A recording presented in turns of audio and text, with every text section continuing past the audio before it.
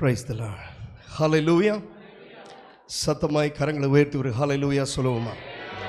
ஆமென். அருமையான தேவனுடைய தாசன் சொன்னார் ஒரு வார்த்தை, ஆண்டவருக்கு தெரியாமல் எதுவுமே நடக்காது, அவருடைய சித்தம் இல்லாமல் எதுவுமே நடக்காது. இப்போ இந்த இடத்துல மூத்த ஊழியர்கள், அருமையான தேவனுடைய மனிதர்கள் நின்று இந்த 50 வருடத்தினுடைய இந்த கொண்டாட்டத்தினுடைய நாட்களை கொண்டாடி கொண்டிருக்கிறதான நேரத்தில் சிறியவனாகிய என்னையும் தேவனாகிய கர்த்தர் அனுமதித்திருக்கிறார் என்றால் இது ஆண்டவருடைய நடத்துதல் என்று நான் தாழ்மையாக உங்களிடத்தில் சொல்வதற்கு கடமைப்பட்டிருக்கிறேன். காரணம், எவரையும் மேன்மைப்படுத்தவும் எவரையும் உயர்த்தவும் அவராலே கூடும். எத்தனை பேர் ஆமென் என்று சொல்லுகிறீங்க? இந்த நேரத்தில் அருமையான தேவனுடைய தாசனோடு இருக்கிறது ஒரு பெரிய சந்தோஷம். எனக்கு அவரை குறித்ததான அறிமுகமோ அல்லது அவருடைய பேரே எனக்கு என்னன்னு தெரியாது. எதிர்பாராத விதமாக தான் இப்படிப்பட்ட ஒரு ஊழியத்தினுடைய அழைப்பு எனக்கு வந்தது. இப்போ எங்களுடைய அங்கிள் அவர்களும் மூத்த ஊழியர்கள் தான். ஆகவே ஊழியத்து நிமித்த ஒரு அழைப்பு வந்துச்சுன்னா அந்த ஊழியத்தை எவ்விதத்திலாகலும் நிறைவேற்ற வேண்டும் என்று பிரயாசப்படுகிறவர். அப்போ ஆகவே அவருக்கு அந்த அழைப்பு வந்ததுனால, அவர் சற்று பலவீனமாக இருக்கிறதுனால அவரால் இன்றைக்கு வர முடியவில்லை. ஆகவே நீங்கள் போங்க, நாங்கள் உங்களை பிளஸ் பண்ணி அனுப்புகிறேன் அப்படின்னு சொன்னார். அப்போ தான் அருமையான தேவனுடைய தாசனுடைய சாட்சியை கேட்டேன். குறிப்பாக அவருடைய அந்த கோட் ஷூட்டினுடைய சாட்சியை கேட்கும் பொழுது, இதுவரைக்கும் அவருடைய ஊழியத்தினுடைய அனுபவம் கூட என்னுடைய வயதில்லை. இருந்தாலும் 20 வருடம் வேதாகமத்திலிருந்து இன்று வரை தேவனுடைய ஊழியத்தை செய்து கொண்டிருக்கிறேன். இந்த 20 வருட ஊழிய அனுபவத்தில் இப்படிப்பட்ட ஒரு சாட்சியை நான் கேட்டதே கிடையாது. அம்மே, நல்ல கரங்களை தட்டி அருமையான தேவனுடைய தாசனுக்கு நாம் நன்றி செலுத்தணும். பாருங்க, கல்யாணத்தில் மிக மிக முக்கியம் என்ன அப்படின்னா ட்ரெஸ் கோட் அப்படிங்கிறது ரொம்ப முக்கியம். ஏன்னா வாழ்க்கையில் கல்யாணம் தேவனுடைய பிள்ளைகளுக்கு ஒரே முறை தான் நடக்கும். எத்தனை பேர் ஆமென் என்று சொல்லுகிறீங்க? அநேகருக்கு பல முறை நடக்கிறது. அவர்கள் தேவனுடைய பிள்ளையா இல்லையா என்பது நம்ம முடிவு செய்ய வேண்டாம், அதை ஆண்டவர் பார்த்துக்குவார். ஆனால் வாழ்க்கையில் ஒரே ஒரு முறை திருமணம் நடக்கிறது. அந்த திருமணத்தில் அந்த பெஸ்டான அந்த காஸ்ட்லியான ட்ரெஸ் என்னன்னா அந்த கோட் ஷூட் போட்டு அந்த திருமண கோலத்தில், இந்த கல்யாண கோலத்தில் நிற்பது தான் ஒரு பெரிய ஆசீர்வாதம். அதை கூட மறைத்து அந்த கோட்டுக்கு வாங்கக்கூடிய அந்த பணத்தை கூட ஊழியத்திற்கு செலவு செய்து ஒரு பழைய கோட்டை அன்றைக்கு ட்ரைவாஸ் பண்ணாங்களா இல்லையான்னு தெரியல. அன்றைக்கு ட்ரைவாஸ் இல்லைன்னு நினைக்கிறேன். சலவையில் கொடுத்து அந்த கரி அயன் பாக்ஸில் அயன் பண்ணி அதுக்கப்புறம் தான் போட்டிருப்பாரு அப்படின்னு சொல்லி நான் நினைக்கிறேன். ஏன்னா இந்த கோட் அப்படின்னு சொல்லும்போது அதை குறித்ததான ஞாபகம், அதை குறித்ததான தியானத்திற்கே நான் போயிட்டேன் பாருங்க. Praise God. அப்படிப்பட்ட நல்ல சாட்சிக்காக கர்த்தரை துதிக்கிறேன். உங்களுடைய ஆலயத்தில் நீங்கள் நின்று தேவனுடைய வார்த்தையை சொன்ன இடத்துல நானும் தேவனுடைய வார்த்தையை சொல்வது என்பது எனக்கு கிடைத்த ஒரு பெரிய ஆசீர்வாதம். இந்த இடத்துல பெட்டை பார்த்தேன். இந்த அனுபவம் என்ன அப்படின்னா, இது யாருக்குமே தெரியாது. ஒருவேளை அநேகருக்கு தெரிஞ்சிருக்கலாம். இந்த நான் அவங்க என்னுடைய மனைவி ஆராய்ச்சி கொண்டிருக்கும் போதெல்லாம் இந்த பெட்டை தான் பார்த்துட்டு இருந்தேன். இது அநேகமாக தேவனுடைய ஊழியருடைய பெட்டுன்னு தான் நினைக்கிறேன்.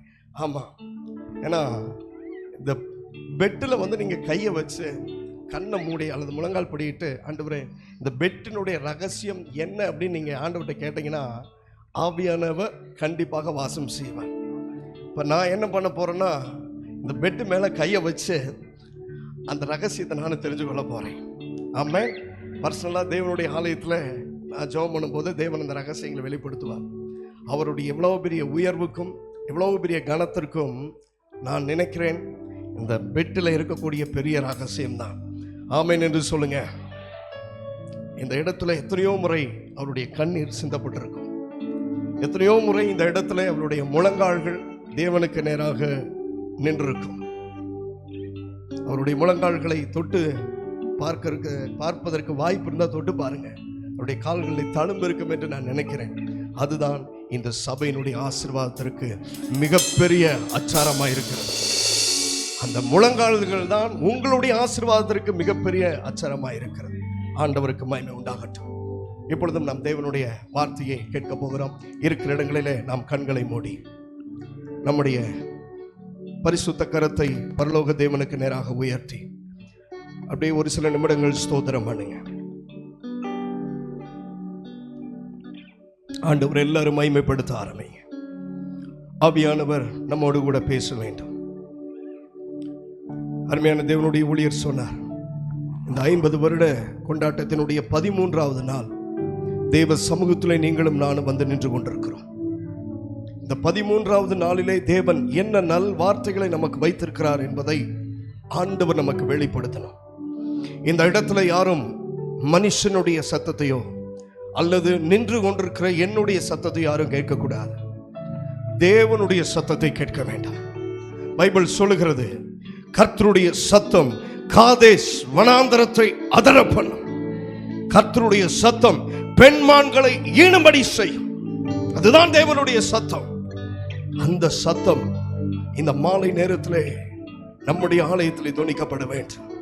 தேவனுடைய சத்தம் என் காதுகளிலும் என் இருதயத்திலும் தொனிக்கப்பட வேண்டும் என்று விரும்புகிறவர்கள் மாத்திரம் கரங்களை உயர்த்தி ஒரு சில நிமிடங்கள் நல்ல ஸ்தோத்திரம் பண்ணுங்க பார்க்கலாம்.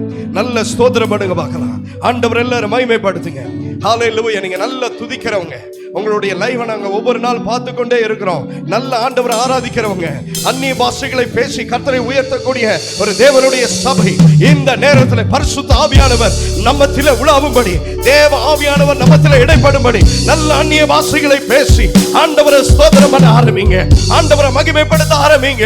நேரலில் எங்களோடு இணைந்திருக்கிறவர்கள் நீங்கள் யாராக இருந்தாலும் இந்த நேரத்தில் எங்களோடு இணைந்து கர்த்தரை உயர்த்த ஆரம்பிங்க. கர்த்தரை மகிமைப்படுத்த ஆரம்பிங்க. ஆவியானவர் எங்கேயோ அங்கே விடுதலை உண்டு. ஆவியானவர் வாசம் செய்கிற இடங்களிலே அசைவு உண்டு. இன்றைக்கு இந்த மாலை நேரத்தில் ஒரு அசைவை தேவன் சபையிலே ஏற்படுத்துகிறார். அநேக இடங்களில் ஏற்படுத்துகிறார். இந்த ஊழியத்திலே தேவன் ஏற்படுத்த போகிறார். பின்னாடி இருக்கிறவங்க, முன்னாடி உட்கார்ந்து இருக்கிறவங்க எல்லாம் ஸ்தோத்திரம் பண்ணி ஆண்டவரை மகிமைப்படுத்த ஆரம்பிங்க. Thank you Jesus. நமக்கு நாங்கள் நன்றி சொல்லுகிறோம். இந்த நேரத்தில் எங்களை முற்றிலுமா நம்முடைய கரத்தில் ஒப்புக் கொடுக்கிறோம். நம்முடைய வார்த்தையை எங்கள் மத்தியிலே தொனிக்க பண்ணோம். நீர் பேசும் நாங்கள் கேட்கிறோம்.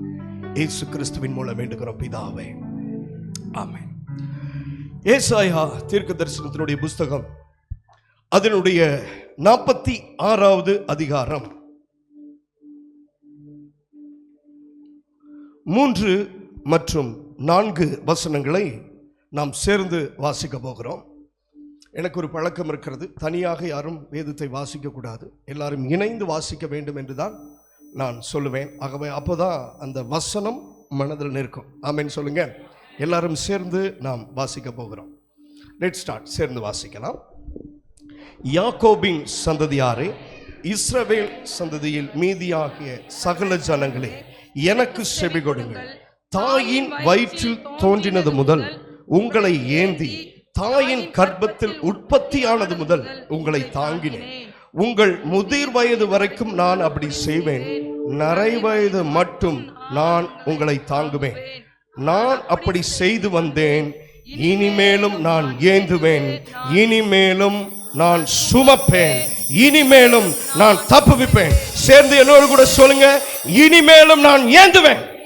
சத்தமாய் சொல்லுங்க, இனிமேலும் நான் ஏந்துவேன், இனிமேலும் நான் சுமப்பேன், இனிமேலும் நான் தப்புவிப்பேன். பாருங்க, எப்பேற்பட்ட ஒரு ஆச்சரியமான வார்த்தை. அருமையான தேவனுடைய தாசனை பார்க்கும் பொழுது வயதில் மூத்தவர். நான் முன்னாடியே சொன்ன, தாழ்மையாய் சொல்லுகிறேன், அவருடைய ஊழியத்தினுடைய அனுபவம் கூட எங்களுடைய வயதில்ல. ஆனாலும் இப்படிப்பட்ட கணம் பொருந்திய தேவனுடைய தாசனுக்கு தேவன் கொடுக்கிற நல் வார்த்தை என்னவென்று சொன்னால், இனிமேலும் நான் ஏந்துவேன் அப்படிங்கிறார். நல்ல கரங்களை தட்டி கர்த்தருடைய நாமத்தை மகிமைப்படுத்த வேண்டாமா? உங்களுடைய மேய்ப்பனை பார்த்து கர்த்தர் சொல்லுகிறார், உங்களுடைய தகப்பனை பார்த்து கர்த்தர் சொல்லுகிறார், நான் ஏந்துவேன் என்னுடைய மகனை. அடுத்து சொல்லுகிறார் பாருங்க, இனிமேலும் நான் சுமப்பேன் அப்படிங்கிறார். ஹல்லேலூயா. ஆண்டவர் சுமந்தா எப்பேற்பட்ட நன்மை தெரியுமா அது? அதனாலதான் மோசே சொல்றாரு, ஆண்டவரே நீர் வருவீரானால் நான் போறேன் அப்படிங்கிறாரு. ஆமென். ஏன்னா ஆண்டவரை பற்றி நன்றாய் அறிந்து கொண்டவர், அறிந்து வைத்தவர், முகமுகமாய் தேவனை பார்த்தவர். மோசே அப்படி கேட்கிறார். இன்றைக்கு அதே ஆண்டவர் தான் உங்களுடைய மேய்ப்பனை பார்த்து சொல்லுகிறார், நான் சுமப்பேன். அடுத்து ஆண்டவர் சொல்லுகிற காரியம் என்ன அப்படின்னா, இனிமேலும் நான் தப்புவிப்பேன் அப்படிங்கிறாரு. எத்தனை பேர் ஆமென் என்று சொல்ல முடியும்? இந்த வார்த்தையை நீங்க நன்றாய் கவனிக்கணும். இனிமேலும் நான் தப்புவிப்பேன். அப்படின்னா ஏற்கனவே என்ன பண்ணியிருக்கிறாரு? தப்பு வச்சிருக்கிறார். தேவனுடைய ஊழியத்தை கேட்டு பாருங்க. ஒரு முறை கரடி வந்துச்சு. என்ன வந்துச்சு? சத்தமா சொல்லுங்க. கரடி. கரடினா அன்றைக்கு தாவீதுக்கு நேரடியான கரடி. நம்முடைய தேவனுடைய தாசனுக்கு கரடி போன்ற அனுபவம் நிறைந்த மனிதர்கள் அப்படின்னு எடுத்துக்கலாம், சத்துருடைய கிரியைகள் எடுத்துக்கலாம். ஒரு முறை சிங்கம் வந்தது. இது பாலசிங்கம் கிடையாது, யூத ராஜ்யம் சிங்கம் கிடையாது. எட்சிக்கிற சிங்கத்தை போல எவனை விழுங்கலாமோ என்று வகை தேடி கொண்டிருக்கிற சிங்கம், போலியான ஒரு சிங்கம். அப்படின்னா அந்த சிங்கத்திற்கு இன்னொரு டெஃபினிஷன் என்னன்னா பிசாசுன்னு அர்த்தம். அந்த பிசாசு அருமையான தேவனுடைய தாசனையும் ஊழியத்தையும் கெடுக்கும்படி அநேக முறை வந்தான். கர்த்தர் தப்புவித்தார். அதற்காக ஆண்டவருக்கு கரங்களை உயர்த்தி நன்றி ஆண்டவரே என்று சொல்லலாம். இப்ப தீர்க்க தரிசனம் என்ன அப்படின்னா, பிசாசு நீ வருவான் அப்படிங்கிறாரு. ஹல்லேலூயா. ஏடா பிசாசு வருவான் இந்த பாசு சொல்றாரு அப்படி நீங்க கேட்கலாம். அடுத்து பாருங்க, நிறைய மனிதர்கள் எதிரிட்டு வருவாங்க அப்படிங்கிறாரு. ஏடா நல்ல வார்த்தையை கேட்டா இப்படிப்பட்ட வார்த்தையை சொல்றாரு அப்படின்னு நீங்க நினைக்கலாம். இவங்கெல்லாம் வந்தாதான் நம்முடைய உயர்வு என்பது உறுதிப்படுத்தி கொண்டே இருக்கும். ஆமென். அதனாலதான் சொல்றாரு எல்லாம் வரட்டும். இன்னொரு இடத்துல பைபிள் சொல்லுகிறது, கவனிங்க, உனக்கு விரோதமாய் அதான் அந்த வசனத்தை நிறுத்தி நிதானமா வாசிக்கணும். உனக்கு விரோதமாய் உருவாக்கப்படும். நிறுத்துங்க. அந்த இடத்துல ஒரு ஃபுல் ஸ்டாப் வைக்கணும். பைபிளில் வைக்கலன்னு நினைக்கிறேன், நம்ம வைக்கணும். உனக்கு விரோதமாய் உருவாக்கப்படும். அடுத்து அப்படியே ஒரு பெருமூச்சு எடுத்துட்டு வாசிக்கும் பொழுது, எந்த ஆயுதமோ, சத்தமா சொல்லுங்க, எந்த ஆயுதமோ, நல்ல கரங்களை தட்டி கர்த்தருடைய நாமத்தை மகிமைப்படுத்துங்க. சங்கீதம் 23 தாவீது சொல்லும் பொழுது சொல்லுகிறார், இதோ சத்துருக்களுக்கு முன்பதாக. யாருக்கு முன்பதாக? சத்தமா சொல்லுங்க, யாருக்கு முன்பதாக? அப்படின்னா சத்துரு இருந்தாதான் நம்ம வளர முடியும். கரங்களை ஓட்டி ஒரு ஆமென் என்று சொல்லுங்க. இந்த வளர்ச்சிக்கே சத்ரு வாய பொளப்பான் என்றால், இந்த வளர்ச்சிக்கே பொல்லாத மனிதர்கள் எப்படி நடந்தது என்று சொல்லுவார்கள் என்றால், நான் சொல்லுகிறேன் விசுவாசத்தோடு, இது ஆண்டவர் கொடுத்த வளர்ச்சியில 1% கூட கிடையாது. அவர் கொடுக்கக்கூடிய வளர்ச்சி, அவர் கொடுக்கக்கூடிய டெவலப்மெண்ட் நம்முடைய கண்கள் காணவும் இல்லை, நம்முடைய காதுகள் கேட்கவும் இல்லை, நம்முடைய இருதயத்தில் அப்பேற்பட்ட நினைவுகள் தோன்றவும் இல்லை. நல்ல கரம் தட்டி தேவ நாமத்தை மகிமைப்படுத்தும். ஹல்லேலூயா. அதுதான் தேவன் கொடுக்கிற உயர்வு. பாருங்க, நான் நோட்ஸ் எடுத்தது வேற, ஆனா ஆவியானவர் இருதயத்தில் கொடுக்கிற வார்த்தை வேற. மோசே 90வது சங்கீதத்தை எழுதுகிறார். எத்தனாவது சங்கீதத்தை எழுதுகிறார்? எடுக்க வேண்டாம், நேரம் அதிகமானபடினாலே, குறைவாக இருக்கிறதுனால விரிவா நம்ம போக முடியாது. அதனுடைய அந்த முழுமையான அந்த தகவல்களை மாத்திரம் உங்கள்கிட்ட சொல்றேன். அப்ப அவர் அதுல ஒரு வார்த்தை பயன்படுத்துறாரு. என்ன வார்த்தை அப்படின்னா, அந்த வசனத்தை மாட்ட எடுக்கலாமா? மனுஷனுடைய ஆயுசு நாட்கள் 70 வருடம். சங்கீதம் 90 எடுக்கலாம். மனுஷனுடைய எங்கள் ஆயுசு நாட்கள் 70 வருஷம், பலத்தின் மீதியால் 80 வருஷமா இருந்தாலும். நன்றாக கவனிங்க, 80 ஒரு கால்குலேஷன் எடுத்துக்கலாம். மோசே 40 வருஷம் எங்க இருந்தாரு? ராஜ வாழ்க்கை. எப்படிப்பட்ட வாழ்க்கை? ராஜ வாழ்க்கை. சொல்லுங்க, பக்கத்துல பார்த்து சொல்லுங்க, ராஜ வாழ்க்கை. 40 வருஷம் எங்க இருந்தாரு? அந்த வனாந்தரத்தில் இருக்கிற பொழுதுதான் இந்த வார்த்தை எழுதுறார். என்ன வார்த்தை? எங்கள் ஆயுசு நாட்கள் முடிய போகிறது. எத்தனை வருஷம்? 80 வருஷம் சொல்லிட்டு, அதன் மேன்மையானது அவர் அந்த வனாந்தரத்தில் அனுபவித்த அந்த சூழ்நிலையை அழகா சொல்றார். அதன் மேன்மையானது வருத்தமும் சஞ்சலமும் ஆமே, அது சீக்கிரமாய். இப்ப என்ன ஆகுது அப்படின்னா, அவருக்கு 80 வயசு. இந்த 80 வயசுல இந்த வார்த்தை எழுதுறார். முதல் 40 ராஜ அரண்மனை, இரண்டாவது 40 வனாந்தரம், மூன்றாவது 40ல கர்த்தர் மோசேயை வல்லமையாய் பயன்படுத்தினார். நல்ல கரங்களை தட்டி கர்த்தருடைய நாமத்தை மகிமைப்படுத்துங்க. என்ன ஆண்டவர் நினைக்கிறார்? ஆண்டவர் என்ன சொல்ல வரார் என்றால், ஊழியத்திலே தேவனுடைய மனிதர்களை பயன்படுத்துவதற்கு வயது என்பது ஒரு தடை அல்ல. உங்கள் ஊழியருக்கு உங்கள் சபைக்கு உங்களுக்கு வயது என்பது ஒரு தடை அல்ல. நீங்கள் சிறியவர்களாக இருந்தாலும் இந்த சூலூர் பகுதியிலே கர்த்தர் உங்களை கொண்டு பெரிய பெரிய காரியங்களை ஸ்தாபிக்க போகிறார். உங்கள் ஊழியரை கொண்டு இன்னும் அநேக ஆயிரங்களுக்கு லட்சங்களுக்கு தேவனாகிய கர்த்தர் நான் தீர்க்கமாய் சொல்லுகிறேன் பயன்படுத்துவார். ஏனென்றால் மோசே 80 வயதிற்கு அப்புறம் பயன்பட்டார். எத்தனை வயசுக்கு அப்புறம்? 80 வயசுக்கு அப்புறம். 80 வயசுக்கு அப்புறம் அற்புதங்களை செய்தார். பார்வோனுக்கு முன்னாடி நின்று தைரியமாய் பேசினார். ஆனால் அதற்கப்புறம் தான் அவருடைய உயர்வும் அவருடைய ஊழியத்தினுடைய மேன்மையும் ஆரம்பித்தது. இந்த வளர்ச்சியை பார்த்து ஆண்டவரே உமக்கு நன்றி, ஸ்தோத்திரம். ஆண்டவரே இது போதாது. சொல்லுங்க, வாய் திறந்து சொல்லுங்க, சொல்லுங்க, இது போதாது. போதும், எனக்கு போதும் அப்படின்னா நிறுத்திடும், ஆசீர்வாதம் நின்றும். அங்க பாருங்க, அங்க போதும்னு சொல்ல போது என்ன நின்றுச்சு? என்ன நின்றுச்சு? என்னை நின்றுச்சு. நான் தான் சொன்னேன், என்னை நின்றுச்சு. ஆண்டவரே எனக்கு பத்தாது, எனக்கு போதாது அப்படின்னு கேட்டுட்டே இருக்கணும். சொல்லுங்க, இந்த உயர்வு எங்களுக்கு போதாது. கரங்களை ஊட்டி ஆமென் என்று சொல்லுங்க. ஆண்டவரே இந்த வளர்ச்சி எங்களுக்கு போதாது. ஆண்டவரே இத்தனை ஆத்துமாக்கள் எங்களுக்கு போதாது. என்னை கேளும் ஜாதிகளை உமக்கு சொந்தமாகவும். அடுத்த ஒரு வரி சூப்பரா சொல்றீங்க. என்ன எல்லை? பூமியின் எல்லை. நீங்க இப்ப எந்த எல்லையில் இருக்கிறீங்க? சூலூர் எல்லையில் இருக்கிறீங்க. கர்த்தர் அதை உங்களுக்கு சொந்தமாக மாற்றி தருவார். பூமியின் எல்லை எப்படி இந்த ஊழியம் செய்யும் என்றால் பாருங்க, இப்பொழுது இந்த ஊழியம் நேரலையாக அநேக இடங்களுக்கு சென்று கொண்டிருக்கிறது. கர்த்தர் கொடுப்பார். ஹல்லேலூயா. தூர தேசத்திலிருந்து ஆத்துமாக்களை கர்த்தர் கொடுப்பார். ஆன்லைன்ல பார்க்கக்கூடிய விசுவாசிகளை கர்த்தர் கொடுப்பார். எத்தனை பேர் ஆமென் என்று சொல்லுகிறீங்க? ஹல்லேலூயா. ஒரே ஒரு வார்த்தை தான், ஆண்டவர் எனக்கு போதாது. அதான் கேட்கணும். ஆண்டவர் எனக்கு போதாது, எங்களுக்கு போதாது, இன்னும் வேணும் வேணும் வேணும் வேணும்னு ஆண்டவர்கிட்ட கேட்டுக்கொண்டே இருக்கணும். கேட்கிறவன் எவனோ அவன் என்ன பண்ணுகிறான்? பெற்றுக்கொள்ள நல்ல கரங்களை தட்டி கர்த்தருடைய நாமத்தை மகிமைப்படுத்துங்க. அவரே சொல்லியிருக்கிறாரு, கேளுங்கள் அப்பொழுது உங்களுக்கு. சத்தமா சொல்லுங்க, கேளுங்கள் அப்பொழுது. நீங்க கேட்கவே வேண்டாம் ஆண்டவர் சொல்லியிருக்கிறாரா? சொல்லுங்க. ஆமா, கேட்கணும். கேட்டாதான் என்ன பண்ண முடியும்? பெற்றுக்கொள்ள முடியும். அப்பேற்பட்ட நல்ல ஆசீர்வாதங்களை கர்த்தர் உங்களுக்கு தந்து வழி நடத்துவார். இப்ப பாருங்க, ஏசாயா 46 3 மற்றும் 4 வசனங்களை நம்ம வாசிச்சோம்.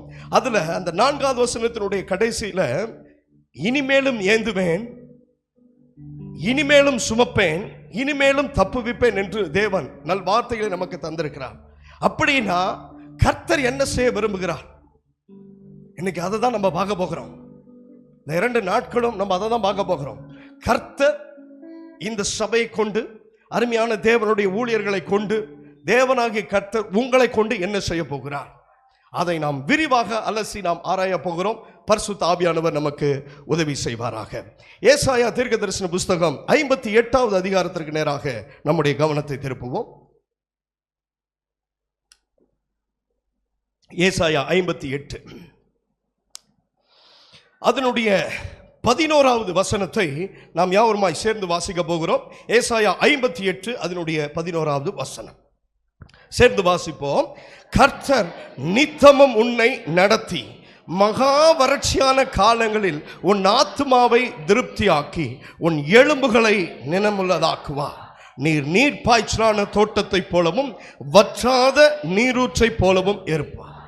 அப்படின்னா கர்த்தர் தீர்க்கமாய் சபைக்கும் ஊழியர்களுக்கும் நமக்கும் சொல்லுகிற வார்த்தை என்னவென்று சொன்னால், கர்த்தர் நித்தமும் நம்மை நடத்துவார். இதுவரையிலும் நடத்தினவர் இனிமேலும் நம்மை நடத்துவார். விசுவாசிக்கிறவங்க நல்ல கரங்களை தட்டி கர்த்தருடைய நாமத்தை மகிமைப்படுத்துங்க. 50 ஆண்டுகள் அல்ல, கர்த்தருடைய வருகை தாமதித்தால் 75 ஆண்டுகள், கர்த்தருடைய வருகை தாமதித்தால் 100 ஆண்டுகள், அதற்கு மேற்பட்ட ஆண்டுகள் ஆண்டுகள் ஆண்டுகள் ஆண்டுகள் என்று சொல்லி தேவனுடைய வருகை பரியந்த வரைக்கும் இந்த சபை இதே பகுதியிலே இதே தேசத்திலே நிற்கும். கர்த்தர் சொன்னார், இந்த கல்லின் மேல், எந்த கல்? அருமையான தேவனுடைய தாசன் என்கிற கல்லின் மேல் சபையை கட்டுவேன், பாதாளத்தின் வாசல் மேற்கொள்ளாது. அன்றைக்கு இந்த வார்த்தையை கர்த்தர் பேதுருவை பார்த்து சொன்னார். ஹல்லேலூயா.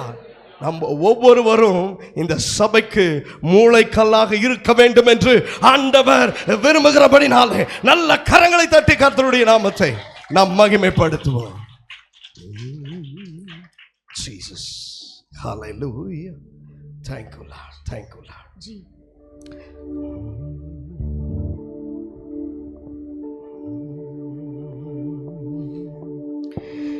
இது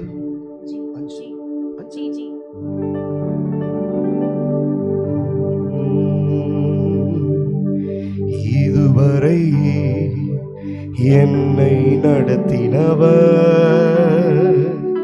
இனிமேலும் என்னை நடத்திடுவார். இதுவரை என்னை நடத்தினவர் இனிமேலும் என்னை நடத்திடுவார். அப்படியே கண்களை மூடி கரங்களை உயர்த்தி ஒரு சரணத்தை பாடி கர்த்தருடைய நாமத்தை நாம் மகிமைப்படுத்துவோம். கர்த்தருடைய நாமத்தை நாம் உயர்த்துவோம். Thank you, Jesus.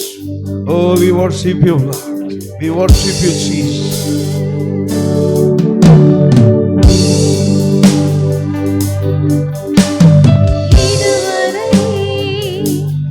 என்னை நடத்தினவர்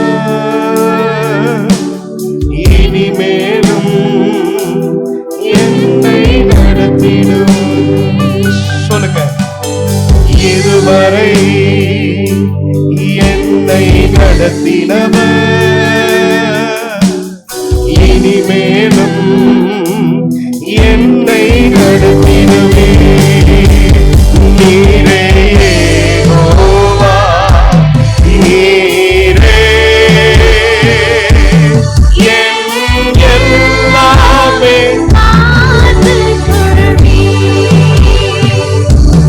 நீரே யெகோவா சம்மா, என் கூடவே.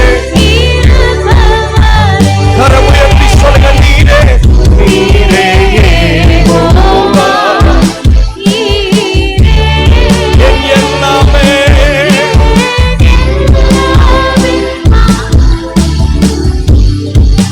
நீரே நீரே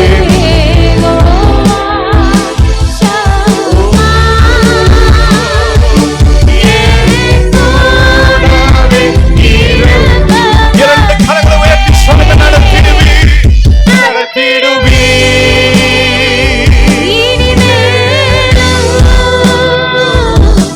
கடைசி வரை நடத்திடுவீர், நடத்திடுவீர், நடத்திடுவீர்.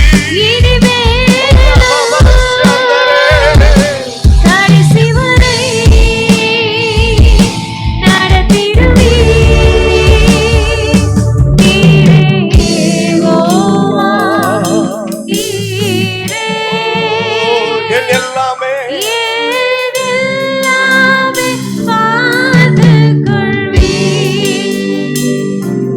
நீரே யெகோவா சம்மா, என் கூடவே இருப்பவரே. கரம் தட்டி கர்த்தருடைய நாமத்தை மகிமைப்படுத்துவோம். நம்மை நித்தமும் நடத்த போகிற இனிமேல நான் நடத்த போகிற நம்முடைய தேவனை மகிமைப்படுத்துவோம். Thank you, Jesus. இன்றைக்கு கர்த்தர் நமக்கு கொடுக்கிற நல் வார்த்தை என்றால் கர்த்தர் நித்தமும் நம்மை நடத்துவார். சொல்லுங்க, பக்கத்துல பார்த்து சொல்லுங்க. கர்த்தர் நித்தமும் உங்களை நடத்துவார். ஆமென். கர்த்தர் ஒரு ப்ராபசியை கொடுத்துட்டாருன்னா, ஒரு வாக்குத்தத்தத்தை தேவன் கொடுத்துட்டாருன்னா கீழே நிறைய கமாண்ட்மெண்ட் வரும். நீ கீழே நிறைய கட்டளைகளை ஆண்டவர் கொடுப்பது பழக்கம். இன்றைக்கு இந்த வார்த்தைகள் நம்முடைய வாழ்க்கையிலே சபையிலே நிறைவேற வேண்டும் என்றால் கர்த்தர் என்னென்ன காரியங்களை எதிர்பார்க்கிறார் என்பதை நாம் இன்றைய தினத்திலே நாம் பார்க்க போகிறோம். கர்த்தர் நமக்கு உதவி செய்வாராக. கர்த்தர் நித்தமும் நம்மை நடத்த வேண்டும் என்று சொன்னால் இந்த ஏசாயா 58வது அதிகாரத்தை நீங்கள் தெளிவாக புரிந்து கொள்ள வேண்டும். நீங்கள் வீட்டில் சென்று நீங்கள் இந்த ஏசாயா 58வது அதிகாரத்தை நீங்கள் வாசிக்கும்படி அன்போடு கூட கேட்கிறேன். இந்த ஏசாயா 58வது அதிகாரம் என்ன சொல்லுகிறது என்று சொன்னால், இந்த ஏசாயா 58வது அதிகாரம் உலக பிரகாரமான சடங்குகளுக்கு பதிலாக நீதியையும் கிருபையையும் அன்பையும் கொண்ட உண்மையான ஆராதனையை இந்த ஏசாயா 58வது அதிகாரம் நமக்கு வலியுறுத்துகிறது. சொல்லுங்க, ஏசாயா 58வது அதிகாரம் எதை வலியுறுத்துகிறது என்றால், ஒரே லைன்ல சொல்லிடலாம், உண்மையான ஆராதனை. சத்தமா சொல்லுங்க, உண்மையான. கர்த்தர் நம்மை நடத்த வேண்டும் என்று சொன்னால் உண்மையான ஆராதனை நம்முடைய வாழ்க்கையிலே தேவை. இரண்டாவதாக இந்த ஏசாயா 58வது அதிகாரம் எதை சொல்லுகிறது என்று சொன்னால், உண்மையான உபவாசத்தை குறித்து இந்த ஏசாயா 58வது அதிகாரம் நமக்கு சொல்லுகிறது. பாருங்க, கர்த்தர் இன்றைக்கு தீர்க்கமாய் நம்மிடத்தில் சொல்லி இருக்கிறார், நித்தமும் உன்னை நடத்துவேன். சபையை நித்தமும் கர்த்தர் நடத்துவார். ஒவ்வொரு நாளும், ஒவ்வொரு மணித்துளியும், ஒவ்வொரு நொடியும், ஒவ்வொரு நிமிடமும் தேவனாகிய கர்த்தர் நடத்துவார். அதுல எந்த விதமான மாற்று கருத்துமே கிடையாது. ஆனால் தேவன் நடத்த வேண்டும் என்று சொன்னால் சபை சில காரியங்களை செய்ய வேண்டும். தேவனுக்கு பிடித்த, தேவனுக்கு உகந்த ஊழியங்களையும், தேவனுக்கு பிடித்த உண்மையான காரியங்களையும் சபை செய்ய வேண்டும். ஊழியர் ஜெபித்துக் கொள்வார், பாஸ்டர் பார்த்துக் கொள்வார். பாருங்க, அவர் ஜெபித்து ஜெபித்து ஜெபித்து எத்தனையோ நாட்கள் போய்விட்டது. சபைக்காக ஜெபித்த நாட்கள், என்னுடைய மனைவி வொர்ஷிப் பண்ணும்போது சொன்னாங்க, அவர் ஜெபித்த நாட்கள், அவர் கண்ணீர் வடித்த நாட்கள் ஏராளம் ஏராளம். இன்னும் ஊழியர் ஜெபிப்பார், இன்னும் ஊழியர் பார்த்துக் கொள்வார் அப்படிங்கிற அந்த கான்செப்டை மாற்றி நான் என் சபைக்காக ஜெபம் பண்ணுவேன். ஆமென் என்று சொல்லுங்க. வீட்டில் நான் என் சபைக்காக ஆராதனை செய்வேன், என் சபைக்காக, என் ஊழியருக்காக, என் தேசத்திற்காக நான் உபவாசம் பண்ணுவேன். அதை கர்த்தர் தேவனுடைய பிள்ளைகளுடைய வாழ்க்கையில் எதிர்பார்க்கிறார்.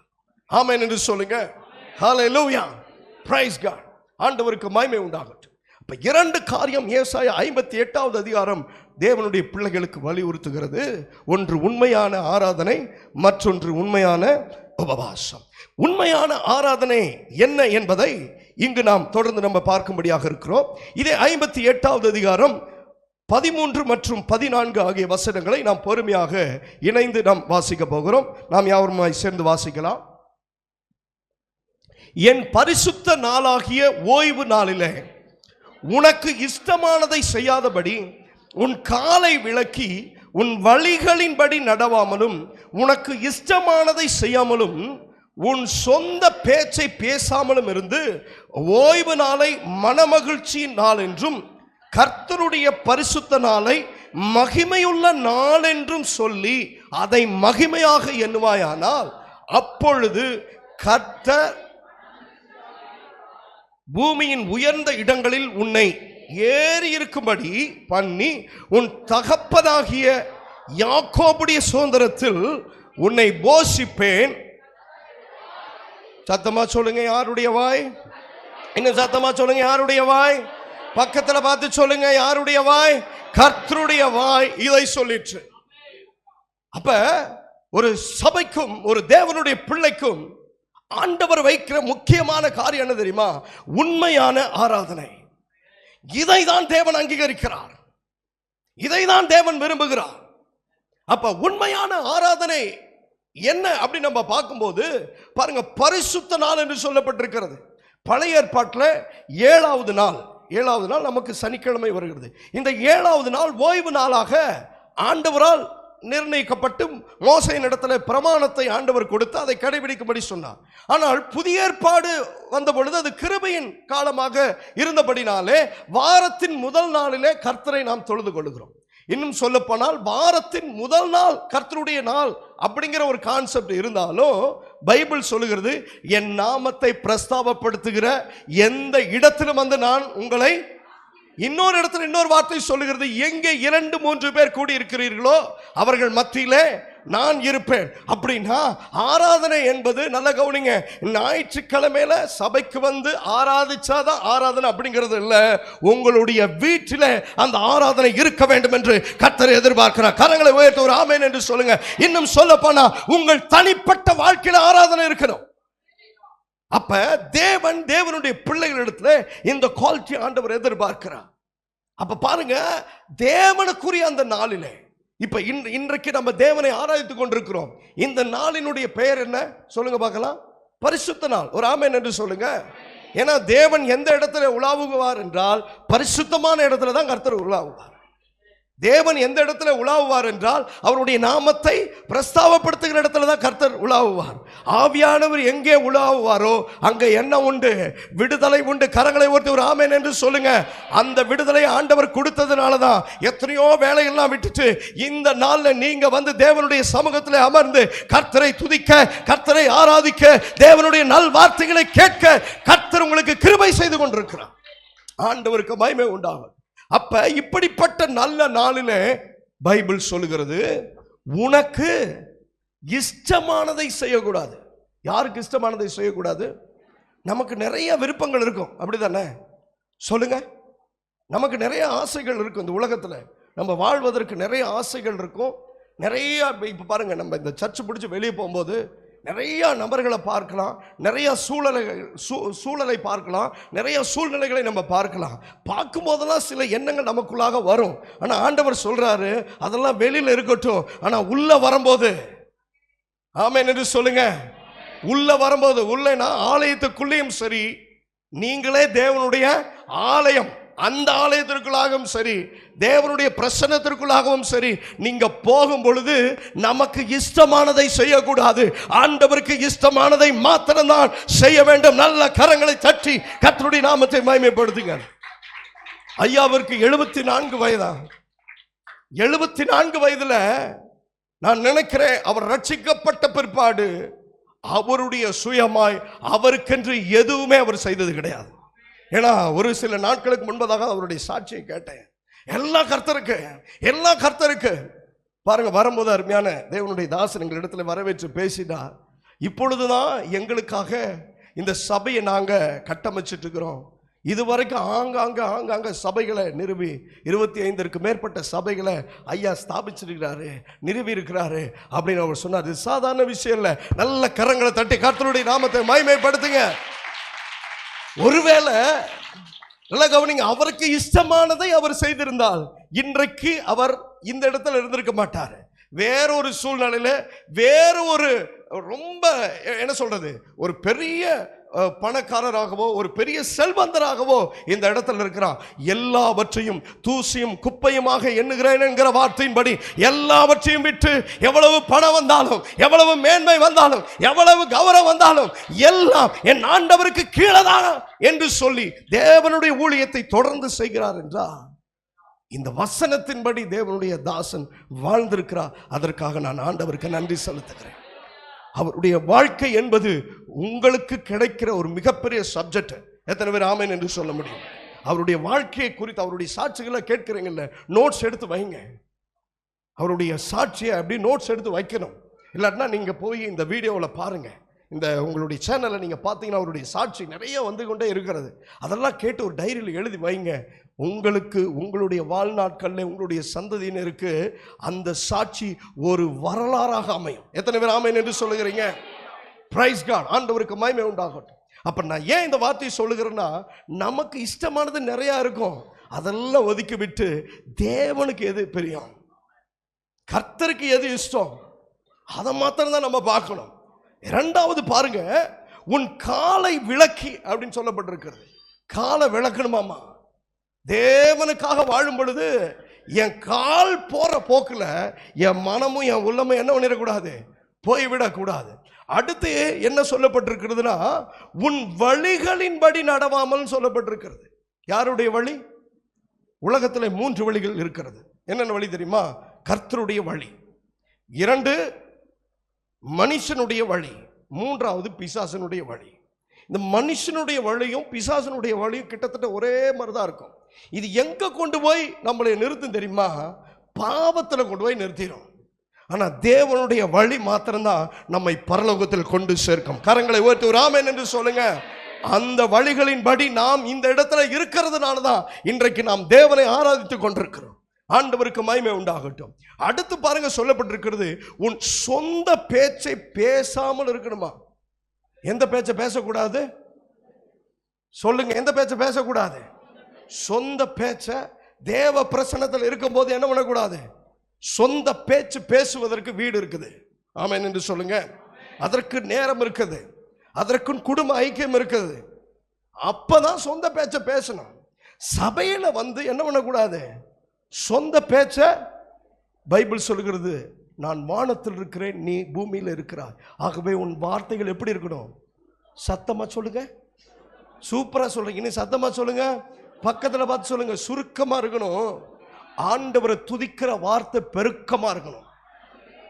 ஆண்டவரை துதிக்கிற வார்த்தை எப்படி இருக்கணும்?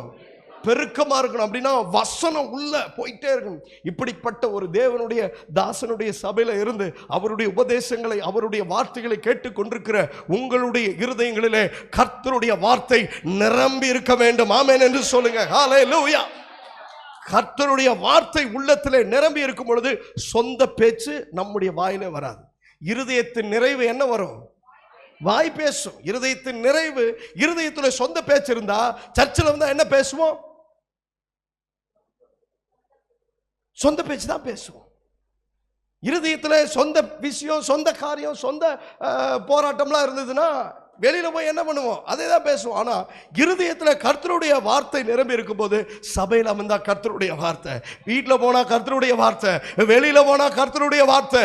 பைபிள் சொல்லுகிறது, அந்த வார்த்தை மாமிசமாகி கிருபையினாலும் சத்தியத்தினாலும் நிறைந்தவராய் யாருக்குள்ளாய் வாசம் பண்ணுகிறார்?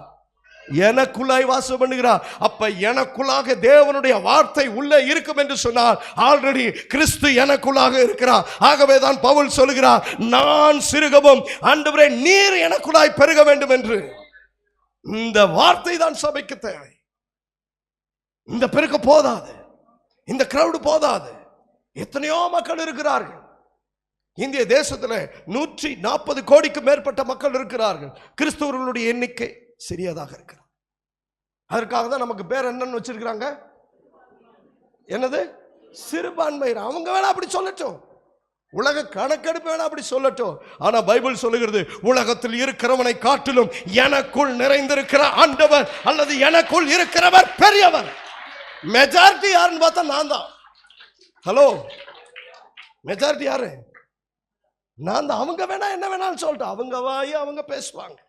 ஆனா பைபிள் சொல்லுகிறது, எனக்குள் இருக்கிறவர் அவர் ஒரு நாளும் யாரையும் சிறுமைப்படுத்தவே மாட்டார், ஒரு நாளும் யாரையும் எவரையும் தள்ளவே மாட்டார். நம்மோடு இருக்கிற ஆண்டவர் பெரியவர். ஆண்டவருக்கு மகிமை உண்டாகட்டும். அடுத்து பார்த்தீங்க அப்படின்னா, ஓய்வு நாளை மனமகிழ்ச்சியின் நாள் என்றும் கர்த்தருடைய பரிசுத்த நாளை மகிமையுள்ள நாள் என்றும் சொல்லி அதை மகிமையாக எண்ணணும். எப்படி எண்ணணும்? சத்தமா சொல்லுங்க.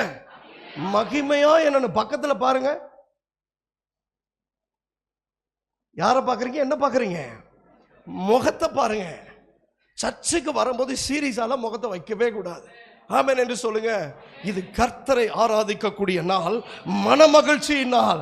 ஹல்லேலூயா. எப்படி இருக்கணும்? சந்தோஷமா இருக்கணும். பக்கத்துல பார்த்து சொல்லுங்க, சந்தோஷமா இருக்கணும். நம்முடைய ஆண்டவர் துக்கத்திற்கு ஆண்டவர் கிடையாது, வேதனைக்கு ஆண்டவர் கிடையாது.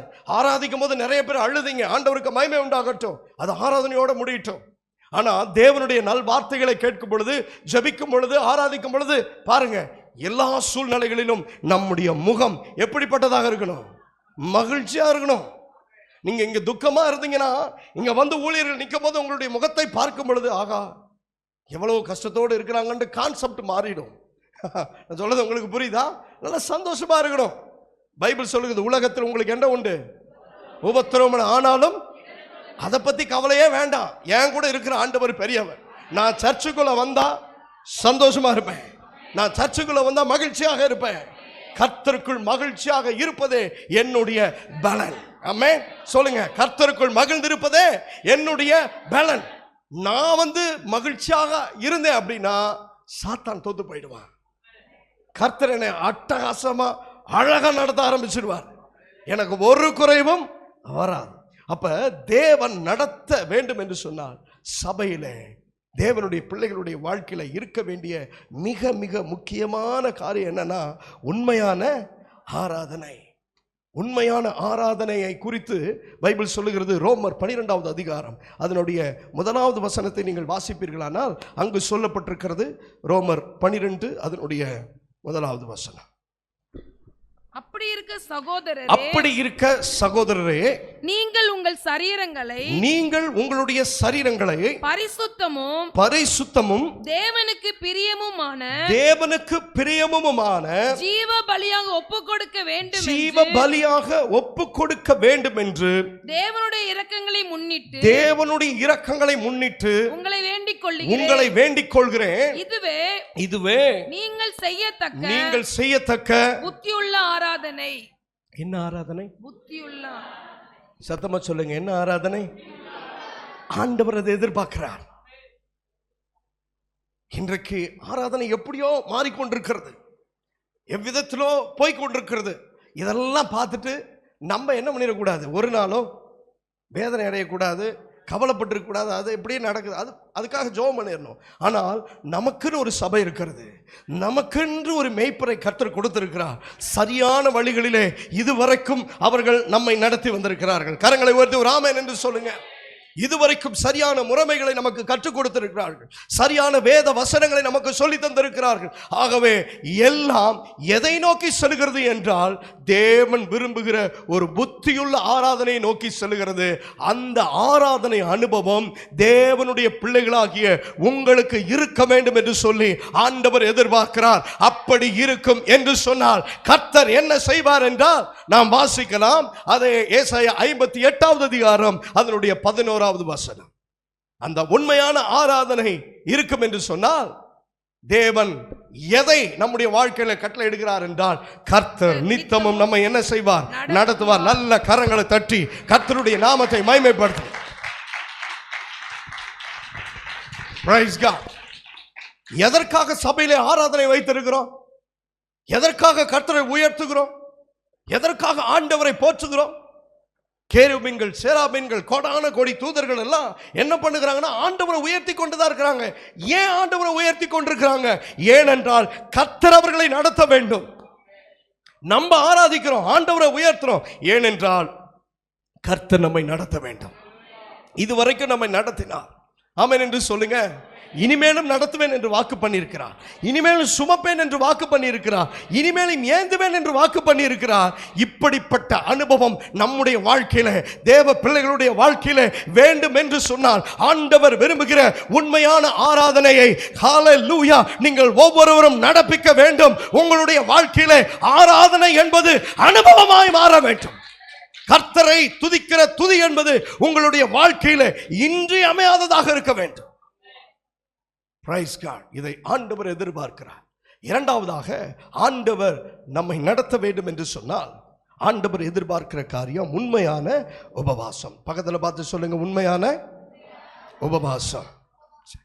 உபவாசம் என்பது வெளியரங்கமாக ஜெபிக்கக்கூடிய ஜெபமோ அல்லது பல நாட்கள் உபவாசம் இருக்கிறேன் என்று சொல்லுகிறதோ, தேவன் ஒரு விதத்திலே அதை அங்கீகரித்தாலும், பொதுவாக தேவன் எந்த உபவாசத்தை விரும்புகிறார் என்பதை நாம் பார்க்க போகிறோம். இப்படிப்பட்ட உபவாசம் நம்முடைய வாழ்விலே சபையில இருக்கும் என்று சொன்னால், கர்த்தர் இம்மட்டும் வரைக்கும் அல்ல, இனிமேலும் நம்மை நடத்துவார். ஆமென். ஏசாயா 29வது அதிகாரத்திற்கு நேராக நம்முடைய கவனத்தை நாம் திருப்புவோம்.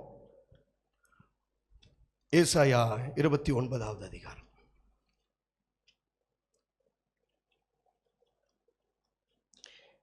அதில் உண்மையான உபவாசத்தை குறித்து நம்ம பார்க்கலாம். அதற்கு முன்பதாக அந்த ஏசாயா 29வது அதிகாரத்தை எடுத்து வைத்துக் கொள்ளுங்கள். அதற்கு முன்பதாக ஏசாயா 58வது அதிகாரம், மீண்டும் ஏசாயா 58வது அதிகாரத்திற்கு நேராய் வருவோம். 58வது அதிகாரம் அதனுடைய 3 மற்றும்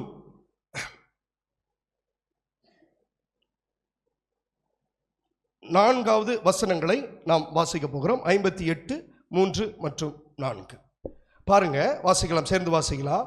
நாங்கள் உபவாசம் பண்ணும்போது நீர் நோக்காமல் இருக்கிறது என்ன? நாங்கள் எங்கள் ஆத்துமாக்களை ஒடுக்கும் போது நீர் அதை அறியாமல் இருக்கிறது என்ன என்கிறார்கள்.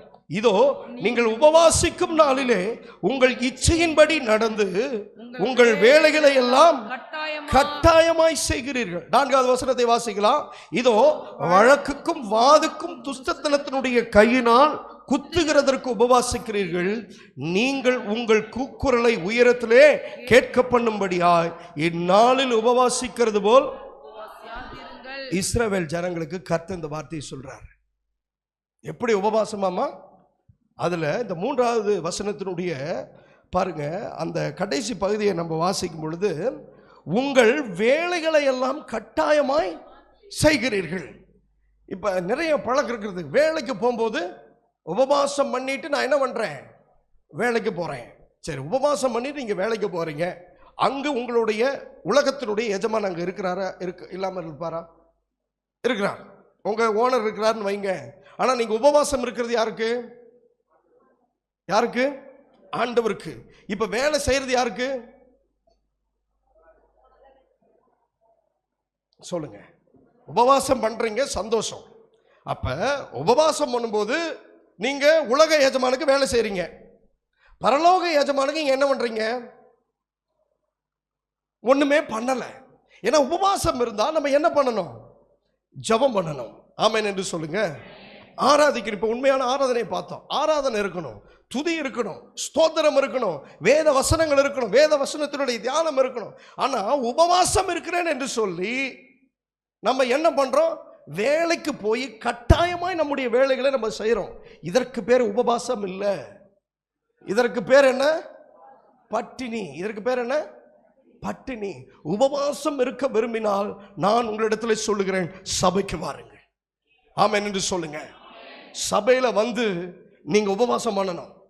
ஒரு நேரமோ ஒரு நாளோ நீங்க இந்த இடத்துல இருந்து உபவாசம் பண்ணி உங்கள் ஊழியத்திற்காக, உங்கள் சபைக்காக, உங்களுடைய சபையினுடைய மேய்ப்பருக்காக, உங்களுடைய குடும்பத்திற்காக, உங்களுடைய பர்சனலான காரியத்திற்காக நீங்க ஆண்டவருடைய சமூகத்தில் உபவாசம் பண்ணணும். ஆமென் என்று சொல்லுங்க. நான் உபவாசம் இருக்கிறேன்னு சொல்லிட்டு 2 எஜமான்களுக்கு என்ன பண்ண முடியாது? சத்தமா சொல்லுங்க. 2 எஜமான்களுக்கு ஊழியம் செய்ய முடியாது. ஆகவேதான் ஊழியர்கள், அருமையான தேவனுடைய தாசன் எல்லாம் உபவாசம் இருந்துதான் இப்படிப்பட்ட இந்த சபையெல்லாம் கட்டி இருக்கிறார். இப்படிப்பட்ட இந்த ஆத்துமாக்களை சம்பாதிச்சிருக்கிறார். உபவாசம் இருக்கும் போது 2 பேர் தான் இருப்பாங்க. ஒன்று ஆண்டவர் இருப்பாரு, மற்றொன்று தேவனுடைய மனிதர் இருப்பார். ஆமென் என்று சொல்லுங்க. இவங்களுக்குள்ளதான் அந்த கான்வர்சேஷன் போயிட்டே இருக்கும். அதுக்கு பேர் தான் உண்மையான உபவாசம். அதை குறித்து தான் இந்த இடத்துல பைபிள் சொல்லுகிறது. இந்த உபவாசத்தை தேவன் என்ன செய்கிறார்? அங்கீகரிக்க மாட்டார். இப்படிப்பட்ட உபவாசத்தை கர்த்தர் அங்கீகரிக்க மாட்டார். கர்த்தர் அங்கீகரிக்கிற உபவாசம் என்னவென்று சொன்னால், இதே அதிகாரத்தினுடைய 6 மற்றும் 7வது வசனத்தை நம்ம பார்க்கும் பொழுது அங்கு சொல்லப்பட்டிருக்கிறது. வாசிங்க. அக்கிரமத்தின் கட்டுகளை அவிழ்க்கிறதும், நுகத்தடியின் பிணையல்களை நெகிழ்கிறதும், நெருக்கப்பட்டிருக்கிறவர்களை விடுதலையாக்குகிறதும், சகல நுகத்தடிகளையும் உடைத்து போடுகிறதையும். பாருங்க, உபவாசத்துல என்ன பண்ண அப்படின்னா அக்கிரமத்தின் கட்டுகளை அவிழ்க்கணும். இன்னைக்கு கர்த்தர் பாவத்திலும் சாபத்திலும் இருந்து கிருபையாய் நம்மை ரட்சித்திருக்கிறார். கரங்களை ஓட்டி ஆமென் என்று சொல்லுங்க. இதே பகுதியிலே எத்தனையோ பாவப்பட்ட மனிதர்கள், பாவத்திலும் சாபத்திலும் வாழ்ந்து கொண்டிருக்கிற மனிதர்கள் இதே தேசத்தில் உண்டு. நாம் பார்க்கக்கூடிய, நாம் சந்திக்கக்கூடிய, நாம் பேசக்கூடிய எத்தனையோ நபர்கள் பாவத்திலும் சாபத்திலும் இச்சையிலும் வாழ்கிறவர்கள் உண்டு. அவர்களை யார் விடுவிக்க கூடும்? சபைதான் அவர்களை விடுவிக்க முடியும். ஆமென் என்று சொல்லுங்க. நீங்க பண்ணுகிற ஜெபம், அவர்களுக்காய் நீங்கள் திறப்பில நிற்கிற உங்களுடைய உபவாசம் நிறைந்த தியாகம் அவர்களை விடுதலையாக்கும். ஆமென் என்று சொல்லுங்க. கேளு, ஆண்டவரை நோய்வாய்ப்பட்டவர்களை கொண்டு வார், பிசாசின் கட்டுகளோடு இருக்கிறவர்களை ஆலயத்தில் கொண்டு வார். ஆண்டவரை கட்டுகளிலும் பாவத்திலும் இருக்கிறவர்களை கொண்டு வரும் பொழுது என்ன நடக்கும்? ஆண்டவருடைய சமூகத்தில் அவர்களுக்காக நீங்கள் ஜெபம் பண்ணும் பொழுது அவர்களுக்குள்ளாக இருக்கிற பாவம் அவர்களை விட்டு மாறும். அவர்களை ஆட்டி வைத்திருக்கிற சத்துருவின் வல்லமைகளை அவர்களை விட்டு போகும். அதுதான் ஆண்டவர் விரும்புகிற உண்மையான உபவாசம் என்று பைபிள் சொல்லுகிறது. அடுத்து 7வது வசனத்தை நீங்கள் வாசிக்கும் பொழுது, பசி உள்ளவனுக்கு உன் ஆகாரத்தை பகிர்ந்து கொடுக்கிறதும். நல்ல கவனிங்க. பசி உள்ளவனுக்கு ஆகாரத்தை. அருமையான தேவனுடைய தாசனை குறித்து கேள்விப்பட்ட பொழுது, தனக்கு இருக்குதோ இல்லையோ ஊழியத்திற்காக, ஊழியர்களுக்காக அள்ளி அள்ளி கொடுத்த தேவனுடைய மனுஷன். நல்ல கரங்களை தட்டி கர்த்தருடைய நாமத்தை மகிமைப்படுத்து. ஹல்லேலூயா. ஊழியர்களுக்கு நான் நிறைய கொடுக்கணும் தான் என்னுடைய ஆசைன்னு சொல்லி அவருடைய சாட்சியில் அவர் சொன்னதை நான் கேட்டேன். பாருங்க, அதுதான் உண்மையான உபவாசம் அப்படிங்கிறாரு. ஆண்டவரே, இந்த ஒரு நேரம் நாங்க சாப்பிடவில்லை என்றாலும் பரவாயில்ல, ஆண்டவரே பசு உள்ளவனுக்கு ஆகாரம் கொடுக்கிறோம். ஹல்லேலூயா. அதுதான் ஆண்டவர் விரும்புகிற உண்மையான உபவாசம். அப்படி கொடுத்து கொடுத்து கொடுத்து தேய்ந்த கைகள் தான் உங்களுடைய ஊழியருடைய கைகள். ஹல்லேலூயா. அப்படிப்பட்ட எண்ணம், அப்படிப்பட்ட சிந்தனை ஆண்டவருக்கு மகிமை உண்டாகட்டும். அடுத்து பார்த்தீங்கன்னா, துரத்துண்ட சிறுமையானவர்களை வீட்டிலே சேர்த்து கொள்ளுகிறது. கர்த்தர் நம்மை நடத்த வேண்டும் என்று சொன்னால் தேவனுக்கு பிடித்த காரியத்தை செய்யும்படி ஆண்டவர் எதிர்பார்க்கிறார். துரத்துண்டவர்களை, கைவிடப்பட்டவர்களை, ஒதுக்கப்பட்டவர்களை சேர்த்து கொண்டு அவர்களுக்கு ஆண்டவருடைய அன்பை பற்றி சொல்லி, அவர்களுக்கு ஆண்டவருடைய சிநேகத்தை பற்றி சொல்லி, இப்படிப்பட்ட சூழ்நிலையில நான் இருந்தேன், இன்றைக்கு விடுதலை ஆக்கப்பட்டு தேவனுடைய சமூகத்திலே நான் ஆசீர்வாதமாய் வாழ்கிறேன், நீ கர்த்தரை நம்பி வா, கர்த்தர் உன்னை ஆசீர்வதிப்பார் என்று சொல்லி அவர்களுக்கு ஆண்டவருடைய அன்பை சொல்லுவதுதான் உண்மையான உபவாசம் என்று நான் சொல்லவில்லை, பைபிள் சொல்லுகிறது. அடுத்து பாருங்க, வஸ்திரம் இல்லாதவனை கண்டால் அவனுக்கு வஸ்திரம் கொடுக்கிறதும், உன் மாம்சமானவனுக்கு உன்னை ஒழிக்காமலும் இருக்கிறதும் அல்லவோ எனக்கு உகந்த உபவாசம். அப்படிங்க ஆண்டவர் சொல்லுகிற வார்த்தை கவனிங்க. இதுதான் நான் விரும்புகிற உபவாசம்பா, இதுதான் நான் விரும்புகிற ஆராதனை, இதுதான் நான் எதிர்பார்க்கிற, உன்னிடத்தில் எதிர்பார்க்கிற நல்ல கிரியை. இவைகள் இருக்கும் பொழுது கர்த்தர் நம்மை நடத்துவார். ஆமென் என்று சொல்லுங்க. கர்த்தர் நம்மை நடத்தும் பொழுது நீதிமானுக்கு ஒரு கேடும் வராது. சிங்கக்குட்டிகள் தாழ்ச்சி அடைந்து பட்டினியா இருக்கும், கர்த்தரை தேடுகிறவர்களுக்கு சொல்லுங்க ஒரு நன்மையும் குறைவுபடாது.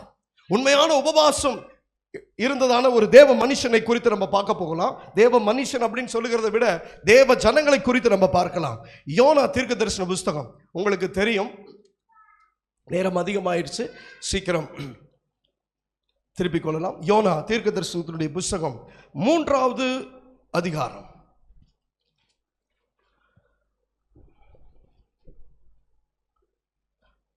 யோனா 3வது அதிகாரம் 5வது வசனத்தை எடுத்துக்கொள்ளுங்கள்.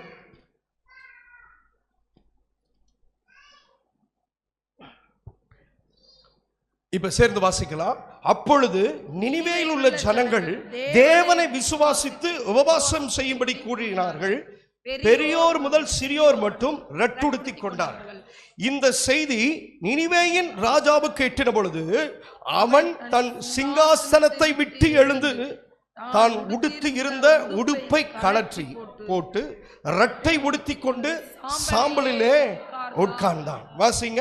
மேலும் ராஜா தானும் தன் பிரதானிகளும் நிர்ணயம் பண்ணின கட்டளையாக நினிவேயில் எங்கும் மனுஷரும் மிருகங்களும் மாடுகளும் ஆடுகளும் ஒன்றும் ருசி மாறாதிருக்கவும் மேயாமலும் தண்ணீர் குடியாமலும் இருக்கவும் மனுஷரும் மிருகங்களும் இரட்டினால் மூடிக்கொண்டு தேவனை நோக்கி உரத்த சத்தமாய் கூப்பிடவும் அவரவர் தம் தம் பொல்லாத வழியையும் தம் தம் கையில் உள்ள கொடுமையும் விட்டு திரும்ப கடவர்கள். யாருக்கு தெரியும், நாம் அழிந்து போகாதபடிக்கு ஒருவேளை தேவன் மனஸ்தாபப்பட்டு தம்முடைய உக்கிர கோபத்தை விட்டு திரும்பினாலும் திரும்புவார் என்று கூற சொன்னார். அவர்கள் தங்கள் பொல்லாத வழியை விட்டு திரும்பினார்கள் என்று தேவன் அவர்களுடைய கிரியைகளை பார்த்து தாம் அவர்களுக்கு செய்வேன் என்று சொல்லியிருந்த தீங்கை குறித்து மனஸ்தாபப்பட்டு இந்த நினிவே ராஜா யார் அப்படின்னா, தேவனை அறியாத ஒரு ராஜா. தேவனுக்கும் அவனுக்கும் சம்பந்தம் கிடையாது. நினிவேயில் இருக்கக்கூடிய மக்கள் தேவனை அறியாத ஒரு மக்கள். ஆனால் நன்றாய் கவனிங்க, தேவனுடைய மனுஷனுடைய வார்த்தை அந்த பட்டணத்திற்கு நேராக சென்ற பொழுது உடனடியாக அவர்கள் என்ன செய்கிறார்கள் என்றால் உபவாசம் பண்ணும்படி தீர்மானம் எடுக்கிறார்கள். என்ன எடுக்கிறார்கள்? ஏன் அப்படின்னா, தேவன் இந்த சூழ்நிலையை மாற்றி தொடர்ந்து எங்களுக்கு ஒரு நல் வாழ்வை தர வேண்டும் என்கிற எண்ணம் அவர்களுடைய இருதயத்திலே ஓடிக்கொண்டிருந்தது. அதனாலதான் பாருங்க 10வது வசனத்தில் சொல்லப்பட்டிருக்கிறது, மனஸ்தாபப்பட்டு அதை செய்யாதிருந்தார். அப்படின்னா அவர்கள் வாழ வேண்டும் என்கிற ஒரு எண்ணம் இந்த வார்த்தை வந்த பொழுது அவர்களுக்குள்ளா இருந்தது.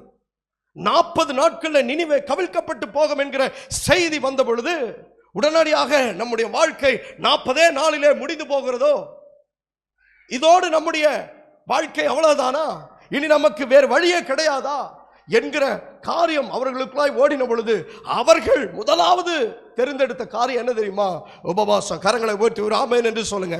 இன்றைக்கு அநேக அறிவுஜீவிகள் சொல்லுகிறார்கள், எதற்கு உபவாசம், எதற்கு ஆராதனை, எதற்கு ஜெபம், எதற்கு இப்படிப்பட்ட கொண்டாட்டம் நிறைந்த கூடுகை? அவங்களுக்கு தெரியாது. ஹல்லேலூயா சொல்லுங்க, சத்தமா சொல்லுங்க, ஹல்லேலூயா. அவர்களுக்கு தெரியாது, என் தேவன் என்னை ரட்சித்திருக்கிறார், பாவத்திலும் சாபத்திலும் வாழ்ந்த என்னை அவருடைய சமூகத்தில் கொண்டு வந்து நிறுத்தி இருக்கிறார், என்னை வாழ வைத்தார், என்னுடைய பாவங்களை மன்னித்தார், என் சாபங்களை மாற்றினார். இன்றைக்கு நான் ஆண்டவருடைய பிள்ளையாக அவருடைய சமூகத்தில் இருக்கிறேன்.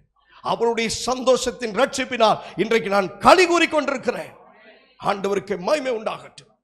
இப்படிப்பட்ட ஒரு எண்ணம் அந்த நினிவேயினுடைய மக்களுக்குள்ளாக இருந்தபடினாலே அவர்கள் செய்த காரியம் பாருங்க, தங்களுடைய சூழ்நிலைகளை விட்டு தேவனிடத்திற்கு திரும்பினார்கள். எனக்கு பெரிய ஆச்சரியம் என்ன தெரியுமா? இதோடு நான் இதை சொல்லி நான் முடிக்க விரும்புகிறேன். 6வது வசனத்தில் நீங்க பார்க்கும் பொழுது இந்த செய்தி நினிவேயின் ராஜாவுக்கு எட்டின போது, யாரு கேட்டுச்சாமா? சத்தமா சொல்லுங்க, யாரு கேட்டுச்சாமா? நினிவே. எந்த செய்தி?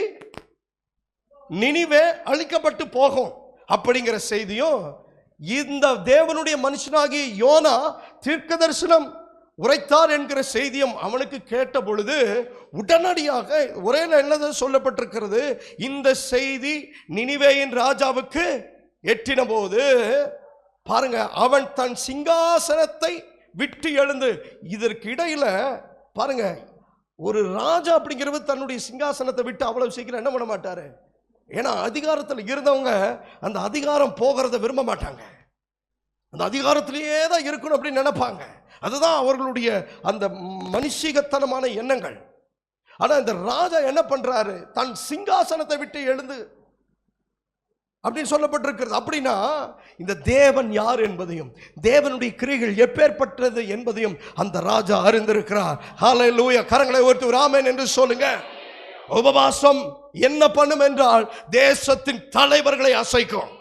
தேவன் யார் என்பதை தேசத்திற்கு கொண்டு வரும். உபவாசம் சாதாரண விஷயம் அல்ல. உபவாசம் என்பது ரட்சிக்கப்படாத மக்களை சபைக்கு கொண்டு வருகிறது மாத்திரமல்ல, தேவன் யார் என்பதை உயர் பதவிகளில் இருக்கிறவர்களுக்கும் பெரிய பெரிய நபர்களுக்கும் காண்பித்து கொடுக்கக்கூடிய வல்லமை எதற்கு உண்டு என்று சொன்னால் உபவாசத்திற்கு உண்டு. நல்ல கரங்களை தட்டி கர்த்தருடைய நாமத்தை மகிமைப்படுத்துங்க. நீங்க உபவாசம் பண்ணி ஜெபம் பண்ணுவீங்க, கர்த்தருடைய வருகை தாமதிக்கும் என்றால் இதே சபை அடுத்த 50 ஆண்டுகள் இருக்கும்.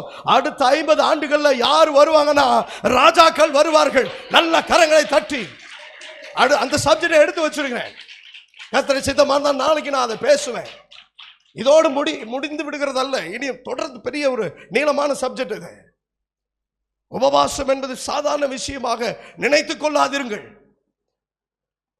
அப்படிப்பட்ட வல்லமை பொருந்தினது உபவாசம். Praise God. அடுத்து நீங்க பாத்தீங்க அப்படின்னா, அவன் தன் சிங்காசனத்தை விட்டு எழுந்து தான் உடுத்தி இருந்த உடுப்பை கலற்றி போட்டு ரட்டுடுத்தி கொண்டு சாம்பலிலே உட்கார்ந்தான். ராஜாவை தேவனுடைய வார்த்தையும் உபவாசமும் அசைச்சிருச்சு. நல்ல கரங்களை தட்டி ஓ ஓ ஷகராதா மல்லியாந்தரே. உபவாசம் தேசத்தை அசைக்கும். உபவாசம் சூழ்நிலையை மாற்றும். கடின இருதயங்களை உடைக்கும். ஆமென். Praise God. கடின இருதயங்களை உபவாசம் என்ன பண்ணும்? உடைக்கும். ராஜா கிரீடத்தை எடுத்து வச்சிட்டாரு, வஸ்திரங்களை கலட்டிட்டாரு. இந்த எனக்கு என் உயிரே போகுது, என் தேசம் என்னுடைய பட்டணம் அழிக்கப்பட போகிறது, இதற்கு மேலாக என்னுடைய சிங்காசனமும் என்னுடைய ஸ்தானமும் என்னுடைய வஸ்திரமும் எனக்கு எதுக்குன்னு சொல்லிட்டு எல்லாவற்றையும் அவர் என்ன பண்ணிட்டாரு? உடுத்தி இருந்த உடுப்பை கலற்றி போட்டு பாருங்க, ரட்டுடுத்தி கொண்டு சாம்பலிலே உட்கார்ந்து அடுத்த ஒரு ஜீவோ போடுறாரு பாருங்க. ஜீவோனா கவர்மெண்ட் ஆர். அங்க ஒரு ஜீவ போடுறார். 7வது வசனத்தை வாசிக்கும் பொழுது 7வது வசனத்தை வாசிங்க. மேலும் ராஜா தானும் தன் பிரதானிகளும் நிர்ணயம் பண்ணின கட்டளையாக நினிவேயிலெங்கும், நல்லா கவனிங்க, ராஜா கட்டளை போடுறாரு. என்ன கட்டளை போடுறாரு? நினிவேயிலெங்கும், பொறுமையா வாசிங்க. மனுஷரும் மிருகங்களும் மாடுகளும் ஆடுகளும் ஒன்றும் ருசி பாராதிருக்கவும் ருசி பாராதிருக்கவும். எங்க சபையில ஒரு அருமையான மகள் இருக்கிறான். ஒரு டைம் நாங்க உபவாச ஜெபம், நாங்க வாரமான வெள்ளிக்கிழமை தோறும் உபவாச ஜெபம் இருக்கும். அதே நேரத்தில் நிறைய ஜெபங்கள் ஏறெடுத்து கொண்டே நாங்கள் இருப்போம். அப்பொழுது அந்த மகள் உபவாச ஜெபத்திற்கு வருகிறாள். அவளுக்கு உளுந்த வடைன்னா ரொம்ப பிடிக்கும். என்ன வடை? உளுந்த வடை. அப்ப பயங்கர இன்னைக்கு போய் ஆண்டோடைய சமூகத்தில் எப்படி ஆகல என்ன பண்ணணும், ஜெபம் பண்ணி 2 மணி வரைக்கும் போராடி ஜெபம் பண்ணி ஆண்டவர்கிட்ட ஆசீர்வாதங்களை பெற்றுக்கொள்ளணும்னு சொல்லிட்டு வீட்டிலிருந்து கிளம்பி வரும்போது வர வழியில ஒரு பேக்கரி. அந்த பேக்கரியில வெளியில தான் வச்சு பலகாரம் போடுவாங்க. உள்ள வச்சு பலகாரம் அவங்க பொரிச்சாலும் பரவாயில்ல. அப்ப வெளியில சுட சுட எண்ணெயில அவங்க அவன் வர நேரத்தில், அந்த பொண்ணு வர நேரத்தில் என்ன அந்த உளுந்த வடை என்ன பண்றாங்க, எண்ணெயில போட்டு அழகா பொரிச்சு எடுக்கும்போது அந்த வாசனை என்ன ஆயிடுச்சு, மூக்குக்குள்ள போயிடுச்சு. உடனே என்ன பண்றாங்க, சர்ச்சுக்கு வர காலை லைட்டா அப்படி யூ டர்ன் திரும்பி கடையில் போய் 2 உளுந்த வடை சாப்பிட்டு உபவாச ஜபத்துக்கு வந்து ஆவில நிறைஞ்சு ஜபம் பண்ணா. இது வரைக்கும் அப்படி ஒரு ஜபத்தை அந்த மகள்கிட்ட நாங்கள் பார்த்ததே கிடையாது. பயங்கரமான ஜபம் முடிஞ்சு எல்லாம் போயிட்டாங்க. உடனே இந்த மகள் மட்டும்தான் அப்போ ஜபம் பண்ணும்படி வந்தாங்க. அப்போ நான் ஜபம் பண்ணேன், இது வரைக்கும் இப்படிப்பட்ட ஒரு ஜபத்தை உன் லைஃப்பில் நான் பார்த்ததில்லை. கர்த்தர் உன்னை இந்த அளவு ரட்சித்திருக்கிறார், ஆண்டவருக்கு மகிமை உண்டாகட்டும், பாஸ்டர் என்னை மன்னிச்சிருங்க அப்படின்னா. ஏமா அப்படின்னு நான் கேட்டேன். வரும்போது உளுந்த வடை போட்டிருந்தாங்க. எனக்கு உளுந்த வடைனா கொல்ல பிரியம். ஆகவே 2 வடையை சுட சுட சாப்பிட்டு வந்துட்டேன் அப்படின்னு. இதுக்கு மேலே நான் என்ன சொல்கிறதுனே தெரியல. சரி பரவாயில்ல, கர்த்தருடைய ஆசீர்வதிப்பாருங்க. பாருங்க, இன்னைக்கு சூழல் அப்படி இருக்குது. உபவாச ஜபத்துக்கு வரும்போது சில ஆகாரத்தெல்லாம் பூசிட்டு வந்துடுறோம். சரி, ஒரு பக்கம் அது அப்படி அவங்களுடைய காரியம். சரி, அதை குறித்து நம்ம போக வேண்டாம். ஆனால் இங்கே நம்ம பார்க்கும்போது அந்த ராஜா சொல்கிறாரு, என்ன சொல்கிறாரு அப்படின்னா, மிருகங்கள், மாடுகள், ஆடுகள் ஒன்று என்ன பண்ணக்கூடாது, ருசி பார்க்கக்கூடாது, மேயக்கூடாது, தண்ணீர் குடிக்கக்கூடாது. பவுல் சொல்கிறார் தீமோத்தேயுவுக்கு, நீ உபவாசம் பண்ணும்போது பலவீனமாகாமல் இருப்பதற்கு கொஞ்சம் சேர்த்துக்கோ அப்படிங்கிறார். திராட்சை ரசத்தை சேர்த்துக்கோ அப்படிங்கிறாரு, கொஞ்சம் பானத்தை சேர்த்துக்கோ அப்படிங்கிறாரு. ஆனால் இந்த ராஜா நீ எதையுமே செய்யக்கூடாது, ருசியும் பார்க்கக்கூடாது, தண்ணியும் குடிக்கக்கூடாது, ஆண்டோடைய சமூகத்தில் உபவாசம் பண்ணுவோம் அப்படின்னு சொல்லிட்டு உபவாசம் பண்ணி தேவனை நோக்கி அவர்கள் தேவனை பார்த்தபடினாலே 10வது வசனத்துல உபவாசம் என்ன பண்ணுச்சு அப்படிங்கிறதான காரியம் இந்த இடத்துல இருக்குது. அவர்கள் தங்கள் பொல்லாத வழியை விட்டு திரும்பினார்கள். அப்போ உபவாசம் என்ன பண்ணுனா, பொல்லாத வழியில இருக்கிறவங்களை ஆண்டவருக்கு நேராக திருப்போம். நல்ல கரங்களை தட்டி கர்த்தருடைய நாமத்தை மகிமைப்படுத்துங்க. சபையை கர்த்தர் நடத்த வேண்டும் என்றால் சபைக்கு உபவாசம் முக்கியம், ஜெபம் முக்கியம், ஆராதனை முக்கியம். பாருங்க, நம்மளாம் பாவத்தில் இருந்தோம். இப்படிப்பட்ட தேவனுடைய ஊழியர்கள் எழும்பி இரவும் பகலாக நமக்காக உபவாசம் இருந்து ஜெபம் பண்ணனதுனால நம்முடைய பொல்லாத வழியை விட்டு திரும்பி தேவனுடைய பரிசுத்தமான இடத்துல வந்து அமர்ந்து இருக்கிறோம். ஆமென் என்று சொல்லுங்க. ஹல்லேலூயா. இன்றைக்கு அதே வழியை நம்ம பின்பற்றும் பொழுது இன்னும் திரள் கூட்டம், வலது கைக்கும் இடது கைக்கும் வித்தியாசம் தெரியாத ஜனங்கள் வெளியிலே உண்டு. ஆமென் என்று சொல்லுங்க. அவர்கள் எல்லாம் உள்ள வரணும். அதற்கு தான் இவ்வளவு பெரிய சர்ச்சை ஆண்டவர் கொடுத்திருக்கிறார். அதற்கு தான் இவ்வளவு பெரிய வசதிகளை கர்த்தர் ஏற்படுத்தி தந்திருக்கிறார். இவ்வளவு பெரிய சூழலை கர்த்தர் ஏற்படுத்தி தந்திருக்கிறார். விசுவாசி ஜெபம் பண்ணுங்க. நீங்க ஒவ்வொரு வாரம் வரும்போது, ஆண்டவரே இந்த ஏதாவது இடம் காலியா இருந்தா அந்த இடத்துல காலை வச்சு உங்களுடைய கையை வச்சு ஜெபம் பண்ணுங்க. ஆண்டவரே இந்த இடம் ஃபுல்ஃபில் ஆகணும், பார்க்கிங் ஃபுல்ஃபில் ஆகணும், 2 வீலர் நிரப்பப்படணும், ஆண்டவரே கார்கள் எல்லாம் நிரப்பப்படணும். ஏன்னா இப்படிப்பட்ட வாகனங்களிலே திரளான ஜனங்கள் வந்து தேவ சமூகத்திலே தேவனை துதிக்க வேண்டும், கர்த்தரை ஆராதிக்க வேண்டும். ஒரு பெரும் திரள் கூட்டம் சியோனை நோக்கி வரும் என்று ஆண்டவருடைய வார்த்தை சொல்லி இருக்கிறது என்றால் அந்த வார்த்தை நிறைவேற வேண்டும். ஆமென் என்று சொல்லுங்க. ஹல்லேலூயா என்று சொல்லுங்க. தேவன் அதை நிறைவேற்றி தருவார். பாருங்க, இப்படிப்பட்ட காரியங்களை அவர்கள் செய்தபடினாலே கர்த்தர் என்ன செய்கிறார் என்றால் அவர்களுடைய கிரியைகளை பார்த்து, எதை பார்க்கிறாரு? சத்தமா சொல்லுங்க. கிரியைகளை பார்க்கிறாரு, உங்களுடைய கேரக்டரை பார்க்கிறாரு.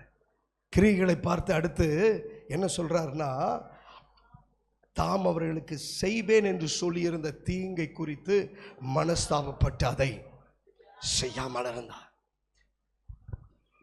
பாருங்க, நோவா காலத்திற்கும் நினிவே காலத்திற்கும் என்ன டிஃபரன்ட்னா, நோவாவினால எச்சரிப்பை நோவாவினுடைய ஜனங்கள் பெற்றார்கள். ஆனால் அவர்களுக்கு உணர்வு இல்லை. நினிவேயில தேவனுடைய மனுஷ எச்சரிப்பு பெற்று உணர்வடைந்தார்கள். தேவன் அந்த மக்களை 140,000 பேர் என்று சொல்லப்பட்டிருக்கிறது. இந்த வசனத்தினுடைய இந்த அதிகாரத்தினுடைய முடிவில் அத்தனை பேரையும் கர்த்தர் காப்பாற்றி தேவனுடைய மக்களாய் மாற்றினார் என்று சொன்னால், நம்முடைய உபவாசம் என்பது இந்த சூலூர் பகுதியில், இந்த சூலூர் தாலுகாவில் எத்தனை லட்சம் ஜனங்கள் இருந்தாலும் அத்தனை லட்ச ஜனங்களை கர்த்தருக்கு நேராய் திருப்போம். ஆமென். நம்முடைய ஜெபம் நம்முடைய குடும்பத்தை ஆண்டவருக்கு நேராய் கொண்டு வரும். ஒருவேளை நான் ஆவிலே ஏவப்பட்டு சொல்லுகிறேன், உங்கள் வீட்டிலே உங்களுடைய குடும்பத்தினர், நண்பர்கள், உற்றார் உறவினர் யாராலும் ரட்சிக்கப்படவில்லை, பாவ வழிகளிலும் அக்கிரம வழிகளிலும் இருப்பார்கள் என்றால், நீங்கள் செய்ய வேண்டிய ஒரே ஒரு காரியம், உண்மையான ஆராதனை, உண்மையான உபவாசத்தை ஆண்டவருக்கு முன்பதாக ஏறெடுத்து பாருங்கள். அவர்கள் தங்கள் வழிகளை விட்டு திரும்பி நீங்கள் அமர்ந்து கொண்டிருக்கிற இடத்திலே அவர்கள் வந்து அமர்ந்து தேவனை நோக்கி பார்க்கக்கூடிய நாட்கள் வருகிறது என்று கர்த்தர் சொல்லுகிறார். நல்ல கரங்களை தட்டி கர்த்தருடைய நாமத்தை மகிமைப்படும். இதுதான் தேவனுடைய நடத்துதல். தேவனை நடத்தினா, நான் கார் வச்சிருக்கிறேன், பங்களா வச்சிருக்கேன், வீடு, ஓகே, ஆண்டவன் நடத்துறதுனால தான் நமக்கு வந்தது. ஆனா நம்மை கொண்டு தேவன் பிறரையும் நடத்த வேண்டும். அதுதான் தேவன் விரும்புகிற ஆசீர்வாதம். ஆபிரகாமை கொண்டு ஆபிரகாமுடைய ஆசீர்வாதங்கள் நமக்கு வருகிறது என்று சொன்னா, அதுதான் தேவனுடைய நடத்துதல். ஆபிரகாம் யாரு, நான் யாரு? ஹலோ, நேரம் அதிகமாயிடுச்சு. ஆபிரகாம் யாரு, நான் யாரு? ஆனா இன்றைக்கு ஆபிரகாமுடைய பிள்ளைகளாய் இருக்கிறோம் இயேசுவின் நாமத்தினால. அதுதான் தேவனுடைய நடத்துதல். நீங்க இருக்கிறீங்க, சம்பந்தமே இல்லாத நபர் இந்த சூலூர்ல இருக்கலாம், அல்லது இந்த கோயம்புத்தூர் மாவட்டத்தில் இருக்கலாம், அல்லது இந்த தேசத்தில் இருக்கலாம். உங்களை கொண்டு கர்த்தர் கொண்டு வருவார். உங்களை கொண்டு அவர்களை ரட்சிப்பார். உங்களை கொண்டு இந்த சபைக்கும் இந்த ஊழியத்திற்கும் கர்த்தர் அவர்களை பிரயோஜனப்படுத்துவார். அதுதான் உண்மையான உபவாசம், உண்மையான ஆராதனை. இப்படிப்பட்ட உபவாசத்தையும் ஆராதனையும் தான் கர்த்தர் அங்கீகரிக்கிறார். அப்படிப்பட்ட அனுபவம் நம்முடைய சபைக்கும் நமக்கும் வேண்டும் என்று கர்த்தர் விரும்புகிறபடினாலே ஆண்டவருடைய சமூகத்தில் கரங்களை உயர்த்தி ஸ்தோத்திரம் பண்ணி எல்லாரும் எழுத நிற்போமா? எல்லாரும் எழுந்து நின்று ஒரே ஒரு நிமிடம் கர்த்தரை ஸ்தோத்திரம் பண்ணி ஆண்டவரை மகிமைப்படுத்துவோம். ஹல்லேலூயா, ஹல்லேலூயா. 2 அபி 2 அப்படியே கரங்களை உயர்த்தி ஸ்தோத்திரம் பண்ணுங்க. ஹல்லேலூயா. இதுவரைக்கும் எங்களை நடத்தின கர்த்தர் இனிமேலும் எங்களை நடத்த வேண்டும் ஆண்டவரே. இதுவரைக்கும் எங்களை தாங்கின கர்த்தர் இனிமேலும் ஆண்டவரே எங்களை தாங்க வேண்டும் ஆண்டவரே. நாங்கள் உமக்கு நன்றி சொல்லுகிறோம் ஆண்டவரே. ஸ்தோத்திரம் பண்ணுங்க, ஸ்தோத்திரம் பண்ணுங்க. ஹல்லேலூயா. கர்த்தருக்கு சித்தமா இருந்தால் நாளை தினத்திலே கர்த்தர் எப்படி நம்மை நடத்துவார் என்பதை குறித்து 5 விதமான குறிப்புகளோடு நாம் பார்க்க போகிறோம். தேவனுடைய வார்த்தைகளை பார்க்க போகிறோம். தேவன் எப்படி நடத்துவார்? தேவன் நடத்துவதற்கு 2 காரணிகள். ஒன்று உண்மையான ஆராதனை, மற்றொன்று உண்மையான உபவாசம். தேவன் எப்படி நடத்துவார்? அவர் நடத்தினால் என்ன சம்பவம் நடக்கும் என்பதை நாளை தினத்தில் நம்ம விரிவாக பார்க்க போகிறோம். இன்றைக்கு தேவன் கொடுத்த நல் வார்த்தைகளுக்காக எல்லா கரங்களை உயர்த்தி ஸ்தோத்திரம் பண்ணி கர்த்தருடைய நாமத்தை எல்லாரும் மகிமைப்படுத்துங்க பார்க்கலாம். உரத்த சத்தமாய் அந்த உண்மையான ஆராதனை என்னுடைய ஆவியிலே வரட்டும் ஆண்டவரே. அந்த உண்மையான ஆராதனை என்னுடைய ஆத்மாவிலே வரட்டும் ஆண்டவரே. அந்த உண்மையான ஆராதனை என்னுடைய சரீரத்திலே ஆளுகை செய்யட்டும் ஆண்டவரே. அந்த உண்மையான உபவாசம் என் ஆவி ஆத்மா சரீரத்திலே ஆளுகை செய்வதாக. Thank you Jesus. இம்மட்டும் என்னை நடத்தினே, இம்மட்டும் என்னை தாங்கினே. எல்லாரும் இணைந்து இம்மட்டும் என்னை நடத்தினே, இம்மட்டும் இம்மட்டும் என்னை எந்தன் இயேசு நல்லவரே,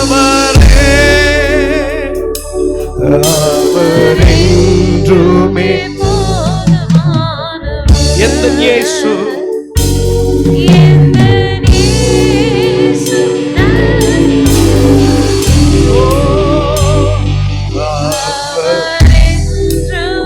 போதும். இந்த யோனம் என்னை நடத்தி என்னை நடத்தி என்னையோலும் என்னை போல என்னை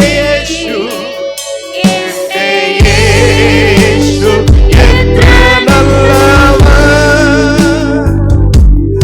அவர் என்னென்னும் மதியாயவர் நீர் போதுமையா எந்தன் இயேசு ஓ ஜீசஸ் அவர் என்னென்னும் மதியாயவர் என்னையோலும் என்னையோலும்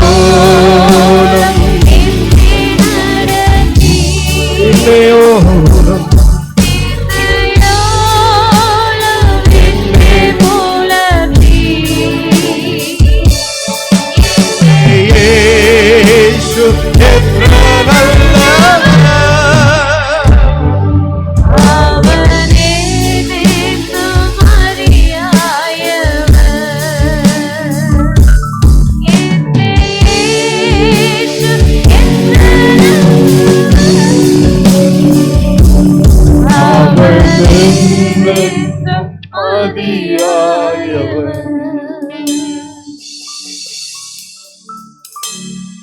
எங்களை மிகவும் அன்பாய் நேசிக்கிற எங்கள் நல்ல ஆண்டவரே, இந்த நல்ல நாளுக்காக நாங்கள் உமக்கு நன்றி செலுத்துகிறோம். இந்த 50 நாள் ஸ்தோத்திர கூட்டத்திலே இந்த 13ஆம் நாளிலே கர்த்தர் தம்முடைய வார்த்தை எங்கள் மத்தியிலே வல்லமையாய் நீர் கொண்டு வந்ததற்காக நாங்கள் உமக்கு நன்றி செலுத்துகிறோம். என்னுடைய வார்த்தைக்கு நடுங்குகிறவனை நோக்கி பார்ப்பேன் என்று சொன்னீரே, உம்முடைய வார்த்தைக்கு நாங்கள் நடுங்குகிறோம் கர்த்தாவே. அந்த வல்லமையுள்ள வார்த்தை ஆண்டவரே அப்பா ஸ்தோத்திரம். ஹல்லேலூயா. அந்த வார்த்தைகளுக்கு நாங்கள் எங்களை அர்ப்பணிக்கிறோம். இங்கே நிற்கிற ஒவ்வொருவரும், அந்த வார்த்தை கேட்ட ஒவ்வொருவரும் அந்த வார்த்தைக்கு தங்களை அர்ப்பணித்து தங்களுடைய வாழ்க்கையை மாற்றிக்கொள்ளத்தக்கதாக, அந்த வாழ்க்கையிலே அதை அனுபவமாக்கிக் கொள்ளத்தக்கதாக கர்த்தர் கிருபை செய்ய வேண்டும் என்று நாங்கள் ஜெபிக்கிறோம், ஸ்தோத்திரிக்கிறோம். உம்முடைய பொறுப்புள்ள கரத்திலே ஒப்புக் கொடுக்கிறோம். மீதியான வேளையின் கர்த்தரங்களை நடத்துவீராக. விசேஷமான நாளைய ஆராதனை, நாளை மாலை கூட்டங்களையும் கர்த்தர் ஆசீர்வதித்தள்ளும். எங்களோடு பேசும், எங்களோடு தொடர்ந்து பேசும், ஆசீர்வதியும். உம்முடைய நாமத்தை மையப்படுத்தும். இயேசுவின் மூலம் ஜெபம் கேளும் பிதாவே. என் ஆத்துமாவே கர்த்தரை ஸ்தோத்திரி, என் முழு உள்ளமே அவருடைய பரிசுத்த நாமத்தை ஸ்தோத்திரி. என் ஆத்துமாவே கர்த்தரை ஸ்தோத்திரி, கர்த்தர் செய்த சகல உபகாரங்களையும் மறவாதே. ஆமென். ஹல்லேலூயா, ஹல்லேலூயா, ஹல்லேலூயா. கர்த்தர் உங்களை